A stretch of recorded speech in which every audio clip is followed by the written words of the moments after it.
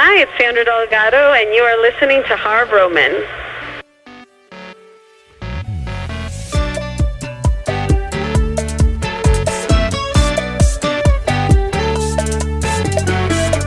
Qué felicidad poder disfrutar de un amor inigualable como el que tú me das. ¿Quién iba a imaginar sin tener que buscar? Te pareciste, mi mundo ya no es igual. Como nadie más.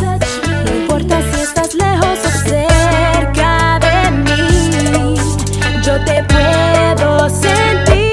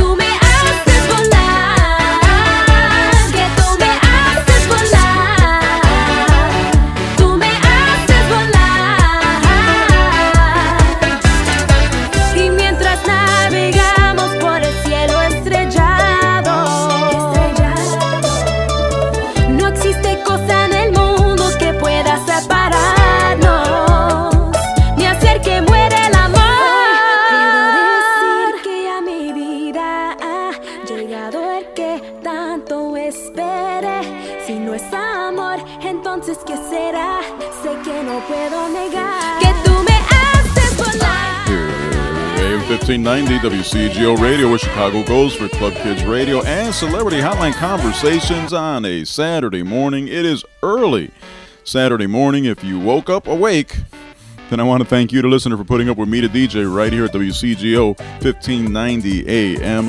What an exciting Celebrity Hotline Conversation do we have for you. My thanks to Anthony and Jay and our Celebrity Hotline Conversationalist for this Saturday morning, because it was kind of a last-minute thing. Opening up the pages of the Chicago Sun-Times twice in the past week, we get to read about Sandra Delgado and the 6 Latino writer-actors who she's working with the Yo Solo Festival.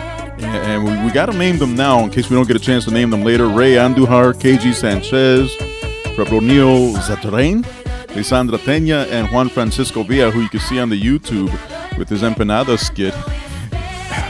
There's not a whole lot that I could tell you right now.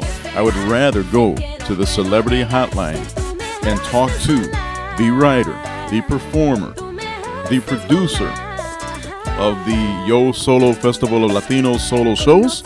It is happening this weekend and next weekend. And for more information on that, let us run, not walk, to the Celebrity Hotline. And it is an exciting time for theater in Chicago, and I'm about to tell you why. But first, Sandra Delgado, how are you? I'm great, Harv. How you doing? I am not doing as well as you are. You are the big star in the Chicago Sun-Times.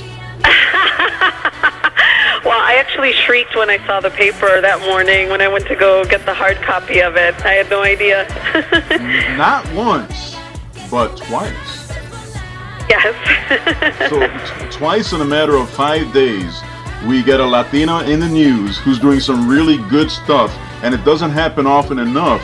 And I had gotten the e-blast on this, and I just kind of let it sit in the back of my mind, and I kind of forgot about it, to be honest with you. And then the Sun-Times hit me over the head, and I said, we've got to get this woman on. I'm glad that you were able to come on. I think it's a real exciting time for theater, and especially in terms of, you know, Latinos y Latinas in particular, because it's not often that Heidi Weiss devotes 2 entire, 3 pages worth to you guys. No, it was really exciting, and I think the reaction that we have gotten from the papers, from local media is just proof that it was time to do something like this, that our city is really excited about supporting an event like this, an all-Latino solo show festival, something that hasn't been done in the city before, and it's about time. And I guess that's a good question, because with the type of momentum that we have now, and the type of coverage that you got from the newspapers and online and Time Out magazine and everything else, why did it take until 2012 for something like this to end up getting together with Teatro Vista and Collaboration? Yeah, I don't know. I'm part of both companies, and it's pretty neat to have one foot on each placemat. Yeah, I feel really blessed to have two artistic homes, and not only have two artistic homes, but artistic homes that really dig each other, that really enjoy working together. And we had been looking for an opportunity to work together again, and we started kicking this idea around. Teatro Vista's mission from the beginning was to provide opportunities for artists of color, specifically Latino actors. And, 20 years later, our ensemble, I would dare say, is pretty fierce and working all over the city and working all over the country. And so, part of it's like, wow, mission accomplished. Teatro Vista did accomplish this mission. We're all working, and there's so many more opportunities for Latino actors out there now than even when I started about 15 years ago. So what's the next level? What's the next level for Latino actors? It's to become creators, to take ownership of their stories and be given the support to create them, to fully realize them, and enter Collaboration, who's known for really, high-end design elements. We do a really good job. Our ensemble is not just actors. We're an ensemble of multidisciplinary artists, so our design elements are always top-notch and very innovative. So it's this beautiful marriage of the two companies' aesthetics. And the neat thing is, there was a seed planted more than 20 years ago when John Leguizamo comes out with Mambo Mouth. And people weren't certain what to expect from that. Then he does Spicorama, and then all of a sudden he becomes like the one-man show guy. And now you've got somebody in Chicago like Elisardi Castro who does the same types of things. You've managed to get 6 different performers, including yourselves, to put your stories to stage. How did you go about getting these people involved? Because in Chicago theater, the momentum is pretty good now in terms of what people are doing out there on stage, but the momentum is not there in terms of the overall awareness. So how did you guys go about recruiting the half dozen that you have?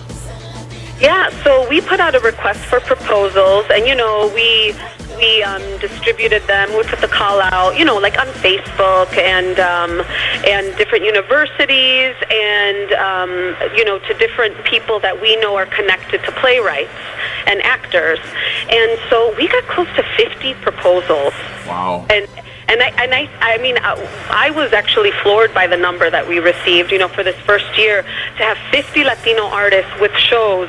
Either, they were all in different stages of development, but these were 50 people who were like, I have this idea and I want to make it, which just shows, like, wow, there is a need. What we're doing is needed. Artists need to express themselves, and they need the platform and the venue for it. And so I'm honored and humbled to be able to be part of that platform. So anyway, we narrowed it down from there, and really what we were looking for at the end, you referenced John Leguizamo before, and I think when people think of solo shows, they often think of that. And what we were really looking for was a very eclectic collection of solo shows. So I would say we do have, Juan Villa's Empanada for a Dream, who has been totally kicking butt out in New York. He's been nominated for a ton of awards. He's going to LA after this for his show. His, I would say, is the most closely related to that style of solo show. The other 5 are really experimenting with different styles and forms, different ways of telling a story, even though I would say all 6 of them all beautifully highlight each other in different ways, because we're dealing with some similar themes, and there's beautiful echoes and whispers of each other's stories interweaved in all 6 shows, but they really run the gamut in style, which is so exciting to me, because it just shows off how complex we are, and how unique we all are, and it's something that I'm so excited to share with the city of Chicago. Well, it is interesting because I've read some of the some of the synopsises of the plays, and you've got a play where one of the actresses is laying things out in the form of a menu in terms of meeting a variety of characters in which she plays them all, and then you've got people that are not from the country that are talking about the old country. It seems like you've got a little bit of everything, and that just about anybody that goes to this place should be able to relate to it. Porque te dejas sin explicarte un porqué. Tú llorarás, era un castigo estar contigo, mira mujer. Tú llorarás, porque te dejas sin explicarte un porqué. Tú llorarás, era un castigo estar contigo, mira mujer. Tú llorarás por la calle bien perdida y no me llores, no me digas más mentira. Con la condena dada al resto de tu vida, día a día, arrepentida. Yo soy un tipo que no me gusta que me juegan. Como me dejaste aquí sufriendo que me duela, que me da bien caliente calentura y me dejabas en la mente con la duda. Habla desde mi letra de profeta, refleja o deja pendeja la cosa que no estaba perfecta. Me ciego, yo estuve en la nube, no pude ni cure razones que apuren, no duden que sea así, no suden. Yo te daba de todo, pero tú feliz de la vida con mis diamantes y oro, porque en mi mente yo borro los sentimientos que odio y yo ya quito mi apoyo porque por ti ya no lloro. Ya no puedo más, mi amor, tú me rompiste el corazón. Ahora esta relación se ha acabado. Tú llorarás, porque te dejas sin explicarte un porqué. Tú llorarás, era un castigo estar contigo, mira mujer. Tú llorarás, porque te dejas sin explicarte un porqué. Tú llorarás, era un castigo estar contigo, mira mujer. Tú llorarás. And how unique we all are, and it's something that I'm so excited to share with the city of Chicago. Well, it is interesting because I've read some of the synopsises of the plays, and you've got a play where one of the actresses is laying things out in the form of a menu in terms of meeting a variety of characters in which she plays them all, and then you've got people that are not from the country that are talking about the old country. It seems like you've got a little bit of everything, and that just about anybody that goes to this place should be able to relate to it. Oh, I really think so. And I think part of the reason is, whether you're Latino or not, these are, this is this one person up there who has carefully constructed this story and is really sharing their soul with you, sharing with you what's on their mind, what weighs on them, what makes them happy, what their dreams are, what their fears are. And I think that when someone's talking to you like that, in really sharing the space with you, you're going to find something in common, going to illuminate something in your life. I think that's kind of inevitable in the solo show format because it is so intimate and so unfiltered. It really is this person, it's different when you're doing a play that someone else has written. Of course you're embodying that character, but these are someone else's words. To actually be the author of those words and have the opportunity to speak them is something extremely powerful. Now, did you guys all work collectively to try to bounce things off of each other, or did you all just put in your part and say, okay, this is my piece of the puzzle and this is where we're going to fit? Yeah, so we accepted the proposals first. It was the artist's vision was driving what the festival looked like, So the proposals were in various stages of development. I mean, we knew Juan's piece was going to be attached from the beginning, and he already, had a performance of it at the Chicago Fringe Festival a couple of years ago. So I would say that's the one that's had the most history. But all the proposals, and actually, I will add to that Febronio Satarain, who, has been a presence in Little Village in Pilsen, for years and years and years, over a decade, doing his monologues and his poetry. I'm excited to showcase him because he's being introduced to a whole new audience. And we've also upped the ante for him, giving him all these design elements to work with. His piece directed by Ignacio Guevara now features video, which is really beautifully done. And so even though his piece had existed for a while, it's never existed in this incarnation. So what we tried to do after seeing all the proposals was to find the right varied mix that we were looking for. Harv Roman with Sandra Delgado, not only a performer in this, and I'll let you talk about that in a second, but you're also the producer of this event. So you not only had to do your scribbling and your writing and your remixing, you also had to wear the hat of the person that was putting it all together. That does not sound like an easy thing to do. It wasn't. It was an incredible, exhilarating, exhausting experience, and I can't wait to do it again next year.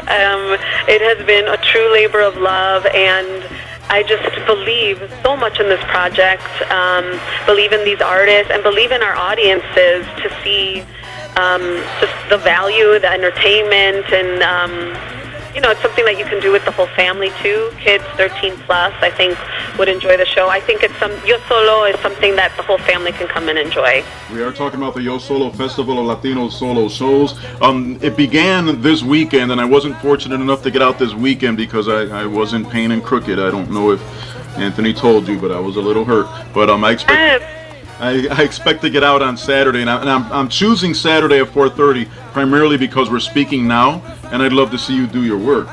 But there are shows that are coupled up, so they're like paired off. There's 6 shows, and then there's 2 shows that consist of a program, and then there's 3 programs. So in order for you to figure out which 2 hours you'd like to go to, I guess you got to go online and look at the show times and stuff, huh? Yeah, go to yosolofestival.com and you'll see each program and a description of all the shows, and we've posted reviews up there, and we've kept the ticket price low. We want people to come. We want to share this work with you. General admission tickets are only $15. If you are an artist, if you're a student, or if you're under 30 years old, the tickets are only $10.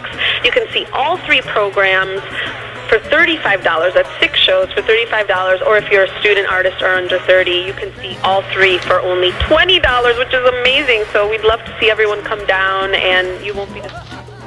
So that's where the sleepover happens, at the Flatiron Building, when you're going there for all the shows. Yeah, exactly.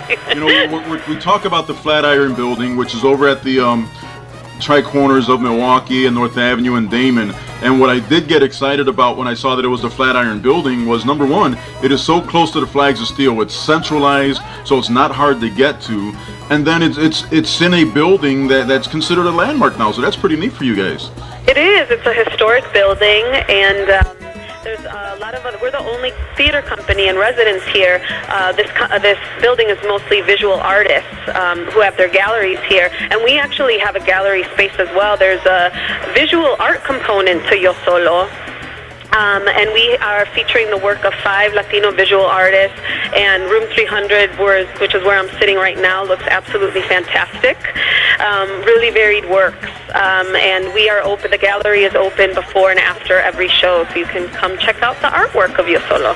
So we get to the Flatiron Building, 1579 North Milwaukee Avenue, and you're going to look at a building, and it looks like a bank, and you're not going to know where to go and what to do, so guide us for a second. Okay, so you're going to walk in and you will see the sign for Collaboration. We're the theater company on the 3rd floor, and then you can take the elevator or you can take the stairs and go up to the 3rd floor, but we will have greeters outside our doors, outside the doors on Milwaukee at every show to help guide you up to the 3rd floor so you don't get lost. Hey, what was the first weekend like? Because you just had a weekend in which the critics are saying highly recommended, but unless, the neighborhood reads the paper like I do, they may not even know what's going on. So how were the crowds this weekend?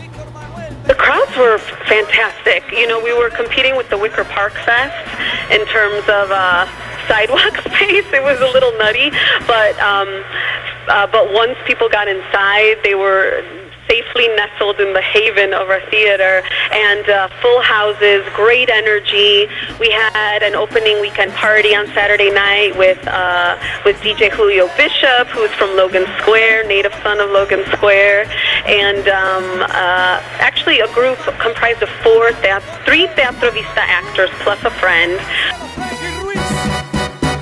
Quiero proponer un trato a los salseros del mundo, que defendamos la salsa y lo hagamos con orgullo. La salsa que defendió Héctor Lavoe con su canto, la que Celia Cruz nos cantó, esa que te gusta tanto. Me gusta la rumba, el cha-cha-cha y el danzón, pero cuando dicen salsa, ahí estoy yo. La salsa salsa nos pide a grito que nos unamos salseros, porque hay que representarla por el mundo entero. Cano Estremera de Alberto Santiago, Andy Montañez, Perdona Saez, Tito Rojas. Para mi gente de Chicago y Nueva York.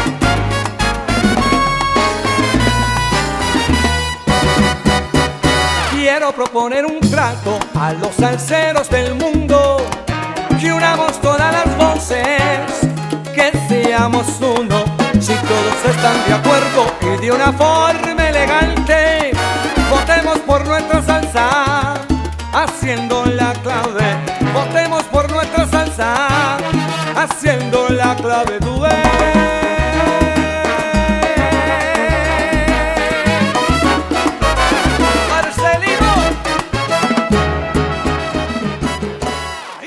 Full houses, great energy.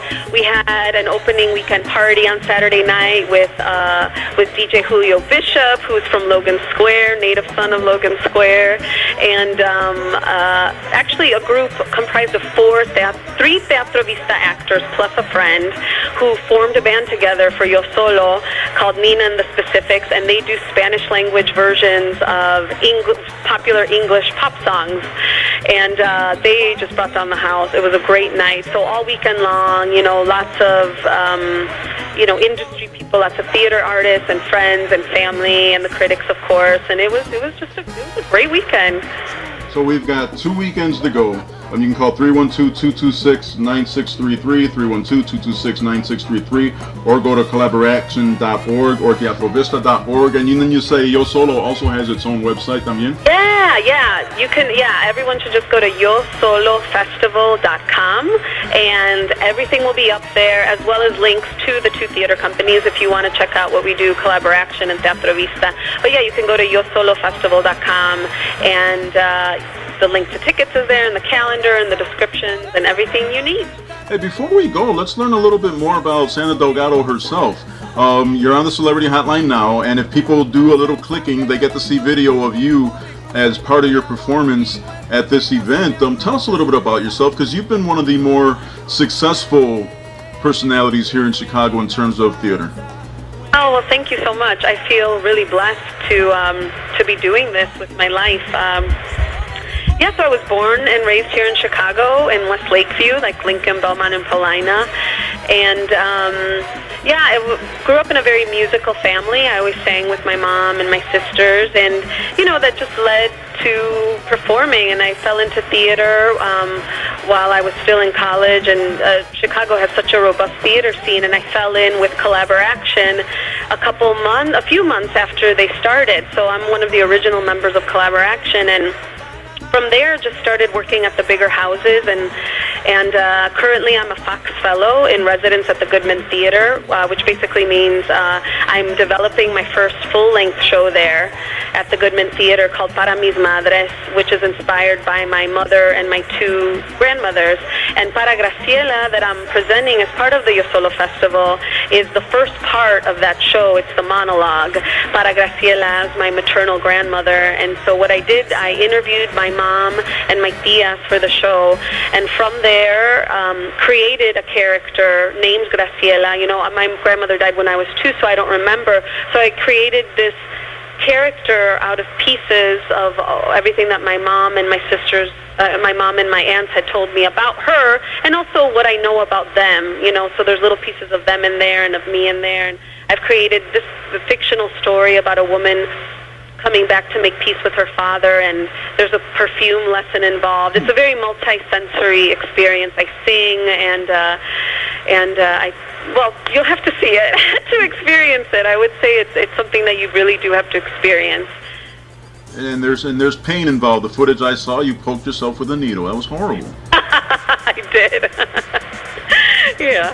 That's an interesting process. You go to your aunt and you go to your mom and you say, listen, can I interview you because I'm thinking of doing something on stage? How forthcoming were they, or did you have to dodge the golden chancleta? It was really cool. The process was speaking with my aunts and my mom. I heard about people, like specifically my great-grandfather and my great-grandmother, that I really didn't know much about. And I was really interested in hearing about what it was like for them to grow up in this town outside of Medellin in Colombia called El Carmen. I just wanted to know what it was like growing up at that time, in that town specifically. And they had a great time reliving their childhood. It was, just beautiful conversations that I now have on tape. And just sidebar, as a result of this process, for me as an artist has been incredibly fulfilling, but just as a person relating to my family, I encourage everyone out there to ask the people that came before them, ask their elders, to tell them the stories of their family, and for them to turn around and tell their stories to the people younger than them. I think it's so important. Well, that is such a time capsule thing to do, and not enough of us do it. I know that if I were in your shoes and I went to Mom and I said, listen, Mom, can we do a thing for the radio so I could talk about the whole Roman legacy? She'd chase me out of the house because, well, they're proud of where they come from, and they're proud of where they've been, and they're proud of where they're going, but they're not always willing to open up and talk about it. Let's not talk about me. At least in my parents' case, they'd rather talk about everything but themselves. Yeah, I think it's hard. And I will say, a lot of the interview stuff I got was really all these golden moments, all these happy memories that they have. And,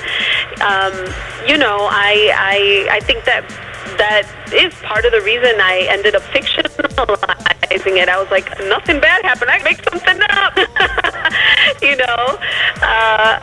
But it was also cool for me to think that I knew the story I was going to tell, that it was going to be a more fact-based story, and then taking their interviews as inspiration to actually create a fictional world was really exciting for me, to use my imagination in that way. Like, okay, I have all these little pieces of the puzzle.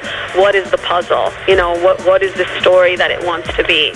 That was a really cool process for me to go through. Now, have they been able to see what ended up on stage, or is that time coming?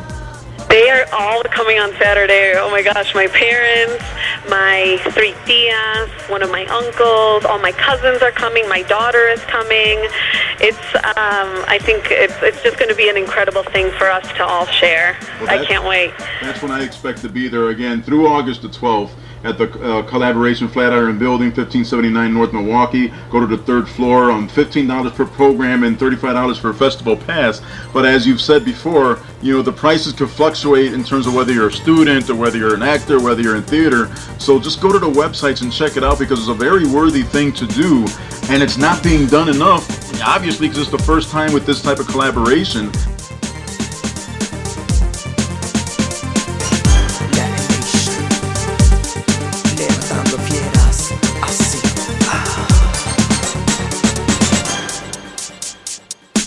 Déjame decirte lo que hace tiempo no pude, que te quiero con todo mi corazón.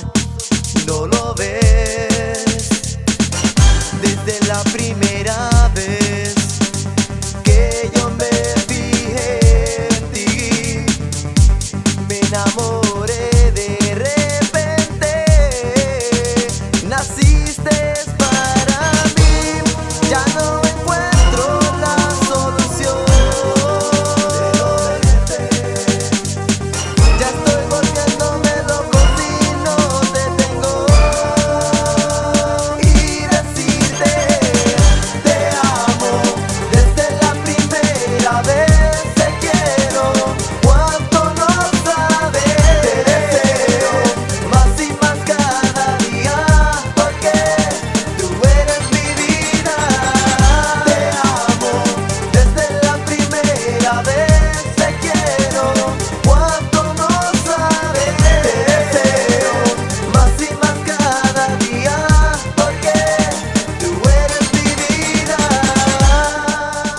AM 1590 WCGO Radio, where Chicago goes for Club Kids Radio and Celebrity Hotline Conversations on a Saturday morning. My name is Harv Roman.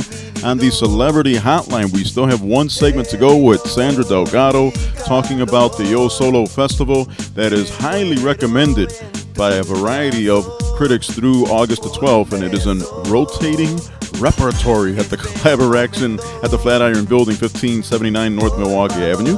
Call 312-226-9633, 312-226-9633, or run to the YoSoloFestival.com website for more information. We've got to take our brequecito. Oh, but I have to tell you what we've been playing, right? That in the back of your head right now is Latin Nation, Tu Eres Mi Vida, You Are My Life. We also heard Lefty Perez from Chicago, Salceros Unidos.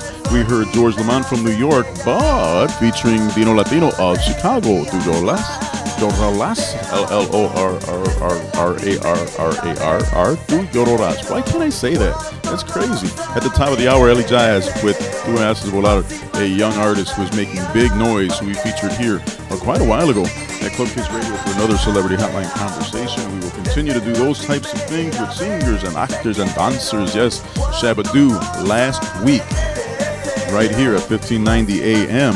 And seeing that we have about a half hour left to go in this particular edition of Club Kids Radio Celebrity Hotline Conversations, the tracks that you were not able to listen to last week because we ran out of time with Adolfo Shabadoo Quiñones, we will feature them today before the 7 o'clock hour. But Foist, we got to do this.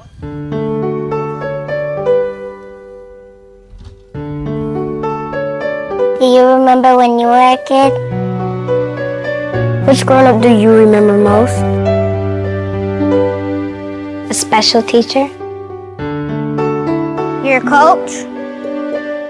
A volunteer? It just takes one day. It just takes one caring adult. It just takes one Boys and Girls Club. Who changed your life? Who's gonna change mine? Are you the one? It just takes one. Support the Boys and Girls Clubs. Call 800-854-CLUB or visit bgca.org.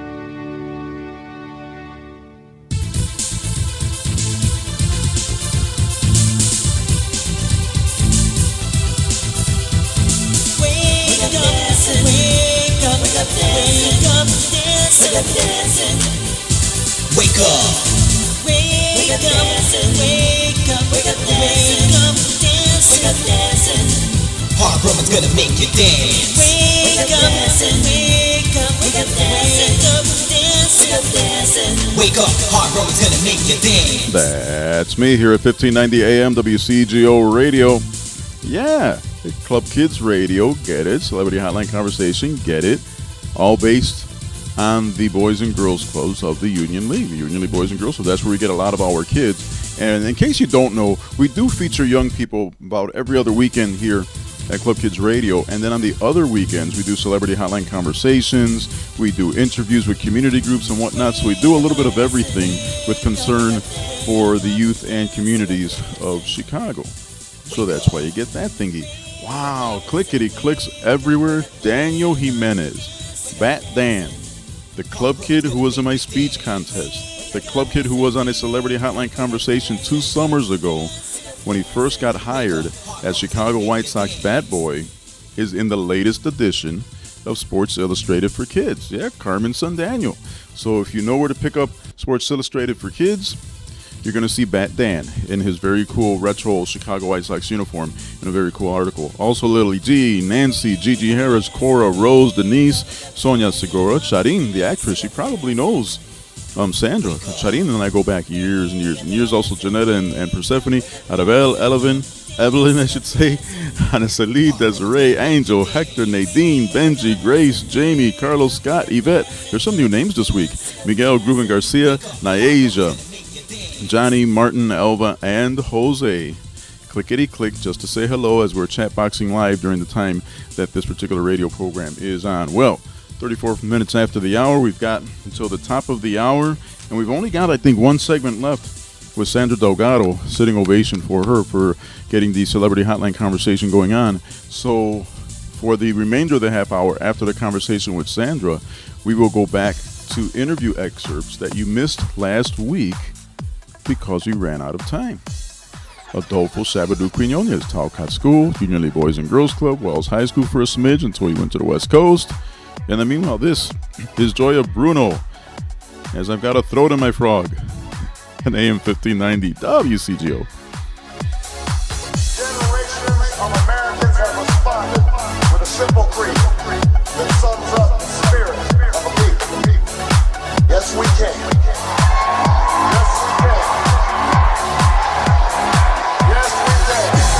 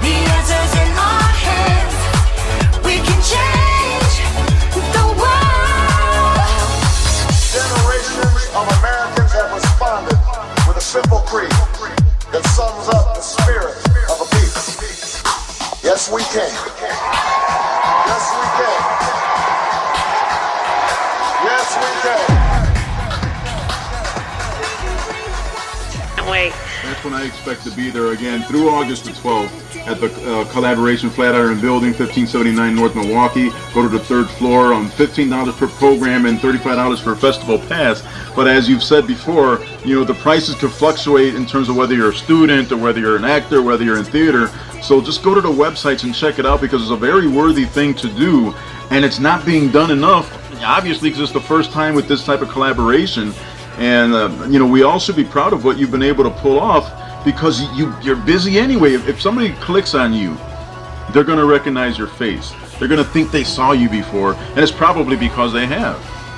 Yeah, I hope so. That means they're going to theater, which I think is great, because I think theater can do something that film and TV can't do. To be in a room, a dark room with people sharing stories, all of us, spending this time together that won't be repeated again, and seeing the magic that theater can do. There's just nothing else like it. Nothing else like it. Hey, Sandra, I know we're running out of time, but before we go, talk a little bit about the importance of the arts. The Board of Education and the Chicago Teachers Union right now, they're kind of battling back and forth about extended days and budgets and things like that. And the unfortunate thing is that every time I talk to somebody in the theater about this, it's kind of one of those rocks in the shoe that they wish they could get rid of, because the arts usually are the programs that get cut if there's money that isn't there anymore. And unfortunately, we're at a city budget now that's having that thing. How do young people get involved with the theater and then stay involved with the theater, especially if they can't do it at school?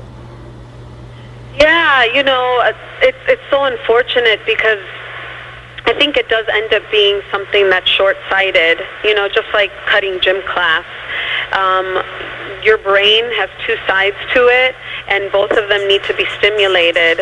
And the arts are so important, unleashing creativity, unleashing the creator in you, which makes you more confident, and that will serve you well whether you decide to become an artist or not. Being exposed to the arts at an early age, I think is just an important part of your development.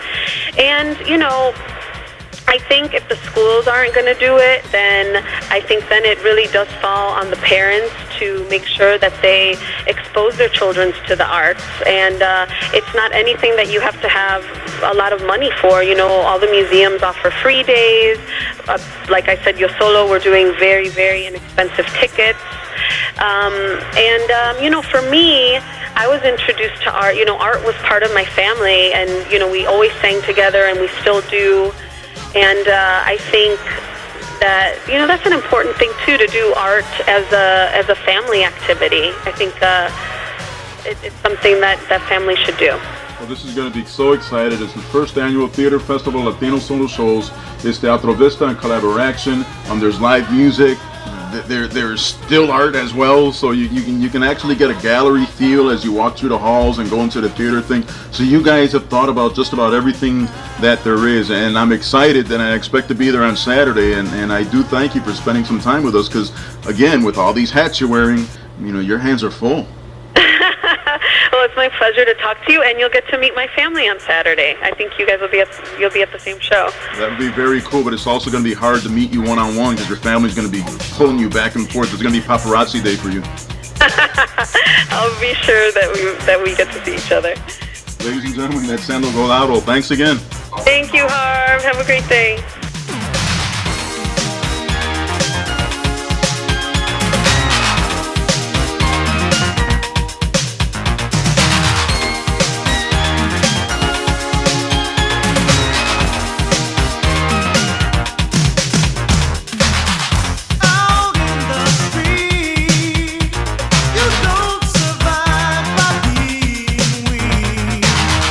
This is our time. What we're made for us.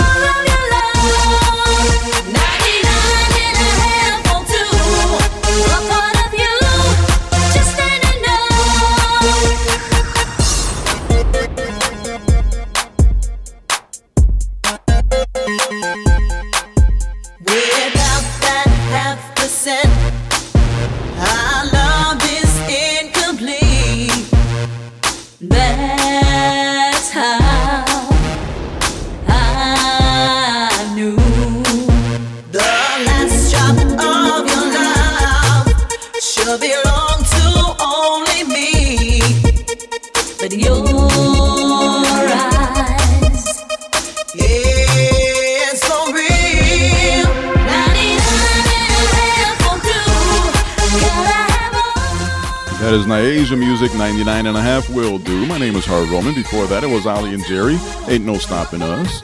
Ain't No Stopping Us from the very first Breaking movie. And we're going to have to remix our plans for just a smidge because the interview tracks I had with Adolfo Shabadoo Quiñones have somehow managed to not be able to queue up on our equipment here at WCGO Radio. The CD spinning and spinning and spinning and spinning, and nothing is happening. But if you missed any of that interview, besides the last two tracks that we ran out of time for, run to www.wakeupdancing.com and get 1 hour with myself and Adolfo Shabadoo Quiñones, and we will fix those other two tracks, and we'll probably do that this coming Saturday at Club Kids Radio and Celebrity Hotline Conversations. But here is something interesting that I can play for you now, with a little more than 10 minutes to go. Sandy Castillo-Smith, formerly of Latin Soul, of Promise Me fame, and of Dangerous fame, her most recent hit, had an idea. We've interviewed her in the past, not only here at Club Kids Radio and Celebrity Hotline Conversations, but at previous radio homes, including WCYC, 90.5 FM back in the day. And she calls up and she says, listen, why don't we interview you? You always interview us. Why don't we interview you? Let us turn the tables. Let us flip the script. Let us wear somebody else's shoes for a minute. Let's turn the microphones inside out. And so with this next 10-minute segment or so, okay, Sandra wanted to flip the script. So this will be a preview of a future edition of Celebrity Hotline Conversations, except I am on the hot seat. I am on the other end of the microphone, and Sandra's on the main end. Hello, Harv Roman. Hey, Sandy Castillo-Smith. So yes, I am Sandy Castillo-Smith, and I am turning the tables on Harv Roman today. He is the man that asks all the questions, and I thought it was about time he gave us some answers. This is the flip the script interview. Flip the script. The shoe on the other foot interview. The shoe on the other foot. Is there any other ways that you could say that? Flip the script, shoe on the other foot. Time to wear a different hat. Turning the mics around. I don't know. Freaky Friday? Ooh. And it was almost Friday the 13th. That was last week. That was last week. You should have did it last week. Special shout out and thanks to Boys and Girls Club on Division and Washtenaw for letting us use the facility today. We are sitting in the building that I used to run, the building that I was a director of. That's right. I'm meeting some of the lovely young gentlemen that club kids that are grown, and now they're running the joint. They were my club kids once upon a time, and you see that they have their little staff IDs now, so they went from club kids to staff. So you do a good job. Did I have an impact on you? Did I? Good. Actually, that's the perfect segue. So for those who don't know, I reached out onto Facebook and asked for your fans, your friends, your followers to give me some questions. All two of them? To give me some funny stories that we can talk about. And I think the topic that was most hit, myself included, and specifically Sergio Maldonado, he was wondering what motivated you to dedicate yourself to the community, to youth. And I'm curious, was there a stepping stone before Boys and Girls Club? Well, no, because I was a club kid. So I became a member of the Boys and Girls Club where I grew up when I was 9 years old. Wow. And that was more, I tagged along my older brother for the first few months, and then he stopped going because he didn't want me to be anywhere near him because we have that kind of relationship. Mm-hmm. And then I kept going. Okay. So I started as a 9-year-old kid, and I did a lot of volunteering for a 9-year-old. I wasn't the super athlete, I wasn't the brainiac at that time. I became a brainiac later. And I got my first job at the club as an 11-year-old locker boy. I was making $1 an hour. Whoa. $1 an hour. $1 an hour. And then when I was 13, they trusted me to start doing special events in the game room. And then when I was 14, I got the game room job. And then I progressed from position to position until I became a program director. And then in 2002, I became the director of the club that we're sitting in now. So I was the club kid that became a club director. So the dedication to the youth, I think was probably more of a give back because the club had done so much for me when I was a kid. And I wanted to do some giving back, and the stories that I had in common with the kids that were growing up at the club, I think that's what it was. I mean, the club impacted me. The director impacted me at the time. He still does. We're still friends to this day. He just retired. He's 68 years old, and we still call each other. That's amazing. And I think because they took the place of my family in a lot of ways growing up, I thought it would be a good thing for me to do it. And I was there. I had like a 30-year career with the Boys and Girls Clubs, and I work at a charter school, so I'm still working with kids. And even though I'm the ex-director of this club, they still open the doors to me, and they still have me coming in and doing the things that I want to do that are radio related or leadership related, which in a lot of cases, if you come and go, who wants to see the ex-director when the new director is downstairs? But there's handshakes, there's hugs, there's hellos. Well, and that kind of brings me to another point. I did hear from a couple of people that you were like a dad. So you were a second Yes, I have a 26-year-old son. No, but His name is Anthony Lugo. You were a father to many other children, and I'm guessing that's why you get the handshakes and the hugs and just the open arm welcome every time you come in here.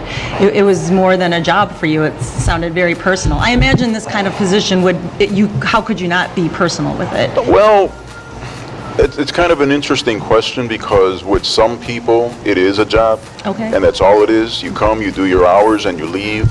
And with me, it was never like that.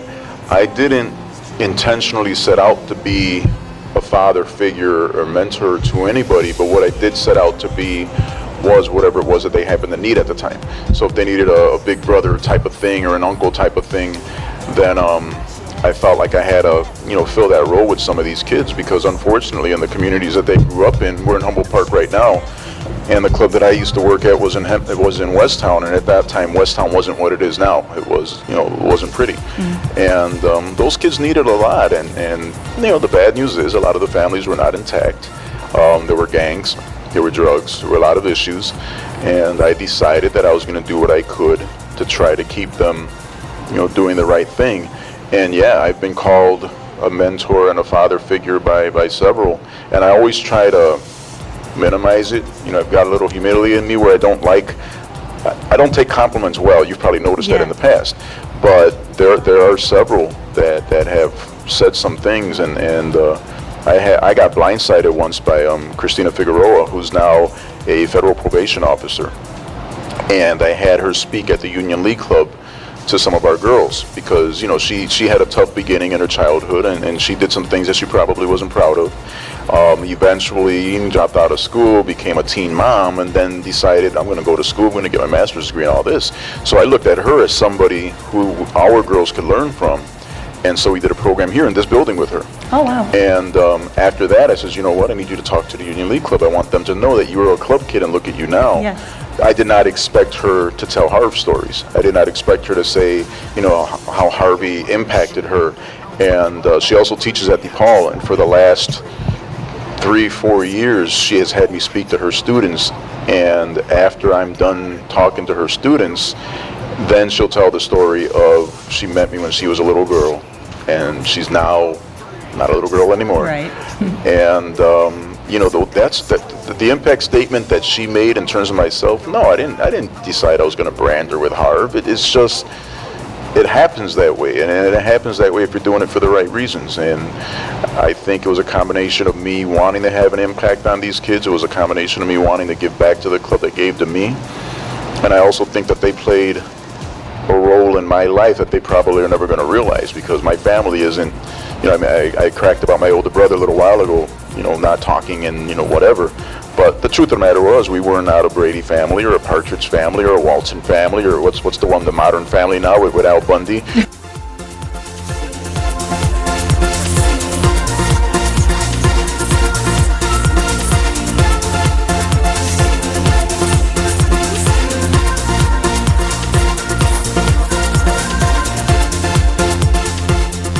I think it was a combination of me wanting to have an impact on these kids. It was a combination of me wanting to give back to the club that gave to me.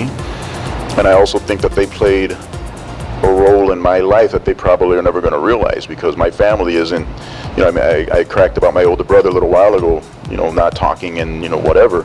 But the truth of the matter was, we weren't out a Brady family or a Partridge family or a Walton family or what's the one, the Modern Family now with Al Bundy. We weren't that. And so I think a lot of times the kids at the club literally filled that gap for me. They became kids or nieces or nephews or grandkids or however you want to put it. I think actually that's a great segue into another point I wanted to talk to you about from Monica Vasquez Martinez. She said, being a role model to so many young people, surely you've taught them... How do they know this stuff? Surely you've taught them some life lessons. She was curious what they have taught you. What the kids have taught me. Over the years, yeah. What lessons have you picked up from them? You got one listening. Make it good. What have the kids taught me? Well, you said they filled a void of family, so maybe not teaching, but maybe a way they give back? Well, I mean, the kids always were a reason for me to be here or to work with them or to come up with things for them to do, like the radio show that we do with the kids. They may have taught me that you're never told to learn. You can learn from them just like they can learn from you. They've taught me some things that aren't so great in terms of the things that they go through, and I think they've taught me, especially in this generation. It's 2012 now, so there are so many lifestyles, so many ethnicities, so many different types of kids, and I've been taught to kind of treat them all in the same way, regardless of where they're from or who they like or what their families are like. I think I was taught throughout the years that they're all kids, they're all good. Even they used to call these kids bad kids, and I said, no, there's no such thing as a bad kid. It's just some kids are better than others, but they're not bad because you can always find something in someone that's redeemable. And I think maybe that's one of the lessons with the kids. If I hadn't been doing youth work, I don't know what I would have been doing. I don't know what I would have been doing either, but it's almost the top of the hour. My name is Harv Roman. Sandy Castillo-Smith was on the other side of that microphone as she flipped the script and wanted to interview me for a project that she was doing, and it will become a future edition of Celebrity Conversations right here at 1590 AM WCGO Radio. We listen to Niaja music as well. She's been an interview guest. Well, it kind of was poetic that the Shabadoo audio footage didn't quite work out this time with our equipment because we wound up following up Sandra Delgado with Sandy Castillo-Smith. Kind of ironic, don't you think? Run to the YoSoloFestival.com website for more information on the Teatro Vista and Clever Action's first ever Yo Solo Festival Latino Solo Shows. It heats up and it's already playing through August the 12th. I will be there this afternoon. My thanks to you, the listener, for putting up with me to DJ. My thanks to Jay. My thanks to Anthony. My thanks to Sandra Delgado. And my thanks to Sandy Castillo-Smith. And my thanks to you for the clickety-clicks, comments, requests, dedications, and whatnot. Sandy's going to sing to you for a few seconds more, and then we wave. Thanks again. We will see you next week, or you'll listen to me next week, or you can see me if you stare really hard at the radio and think it looks funny. I'll take you out all free, just like in a dream. It'll be so extreme. You know you want it, oh. You know I got it, oh. You know you love it, oh, oh, oh.